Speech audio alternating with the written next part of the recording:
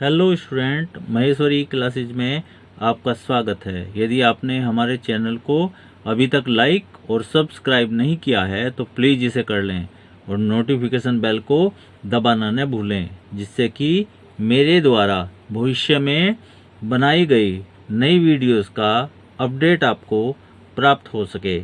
आइए इस वीडियो में हम इंटरमीडिएट भौतिक विज्ञान पार्ट 1 के स्थिर वैद्युतिकी के बारे में अध्ययन करेंगे।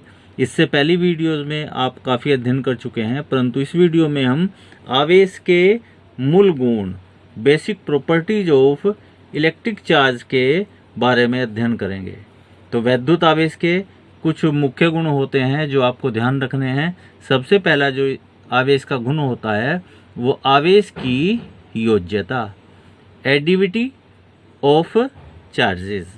इसका क्या अर्थ है कि कोई माल्य निकाय है और निकाय पर बहुत सारे कण होते हैं, उन पर अलग अलग आवेश हैं, तो निकाय पर कुल कितना आवेश होता है ये आपको बताना है। तो किसी निकाय पर कुल वैद्युत आवेश उनके अलग अलग कणों पर उपस्थित भिन्न भिन्न आवेशों के बीजगणितीय योग के बराबर होता है।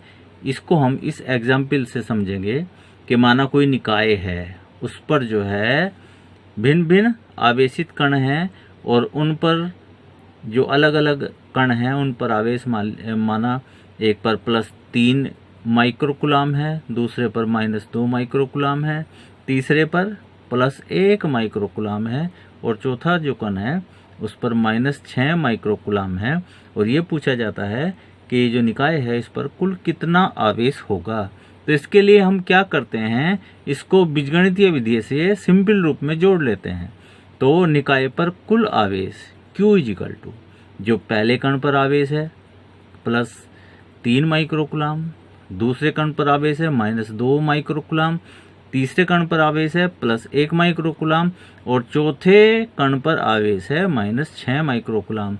तो इन चारों को हमने ऐड कर लिया, जोड़ लिया। अब जो प्लस प्लस प्लस वाले हैं उनको एक जगह कर लिया, जैसे 3 माइक्रोकुलाम और 1 माइक्रोकुलाम, ये दोनों पॉजिटिव चार्ज वाले हैं तो इनको जोड़ दिया, तो ये हो गया 4 माइक्रोकुलाम।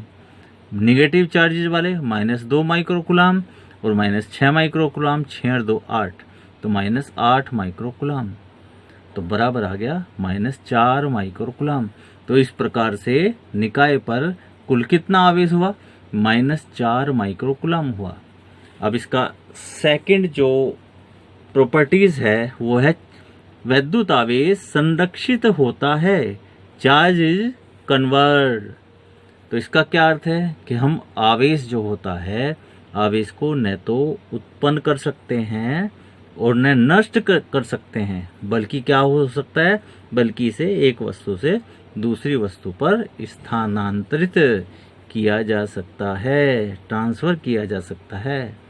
वैद्युत आवेश न तो उत्पन्न किया जा सकता है और न नष्ट किया जा सकता है, बल्कि इसे एक वस्तु को से दूसरी वस्तु पर स्थानांतरित किया जा सकता है।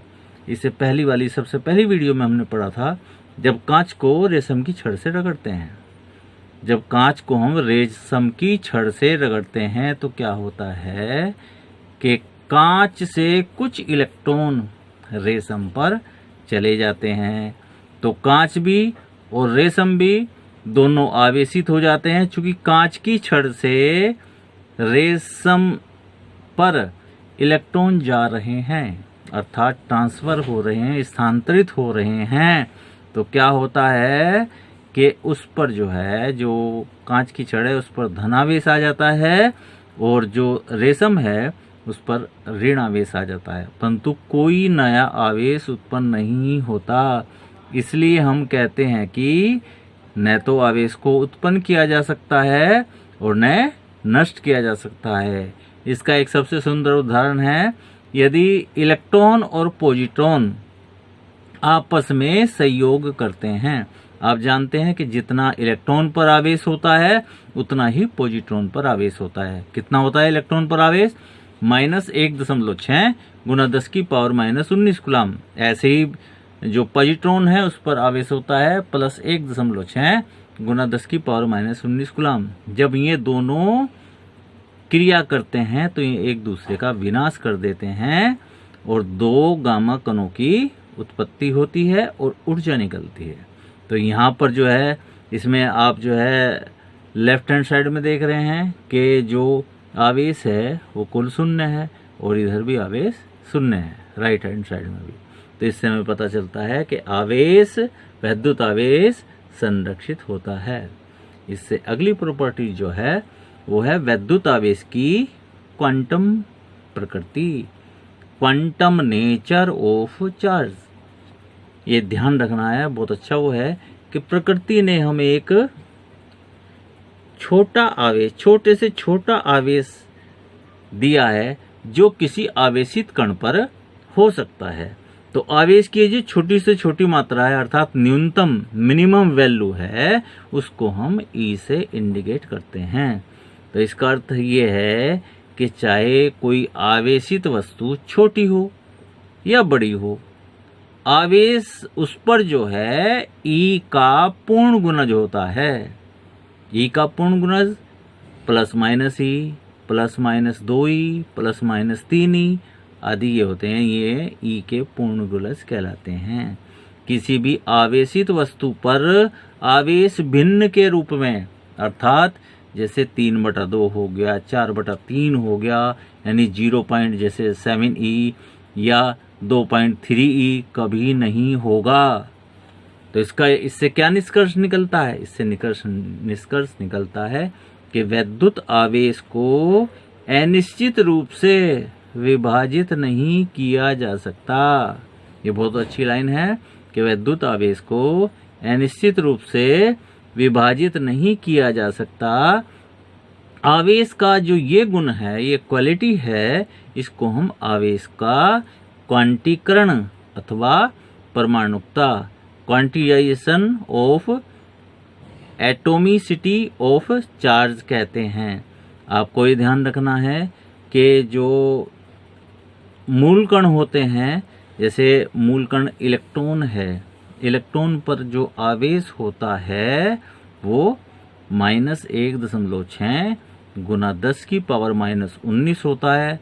प्रोटॉन जो है हमारा मूल आवेशित कण है, प्रोटॉन पर जो आवेश होता है वो +1.6 गुना 10⁻⁻19 कूलाम होता है। अल्फा कण है, अल्फा कण पर जो आवेश होता है वो +2e होता है। इनको प्राकृतिक मूल कण कहते हैं।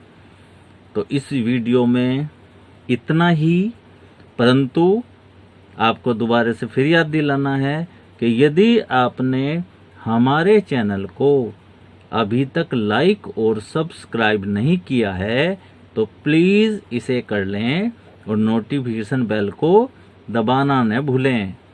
और ये भी ध्यान रखना है कि ये वीडियोस आप अपने फ्रेंड को भी शेयर कराइए जिससे कि उन्हें भी भौतिक विज्ञान का प्रॉफिट हो सके।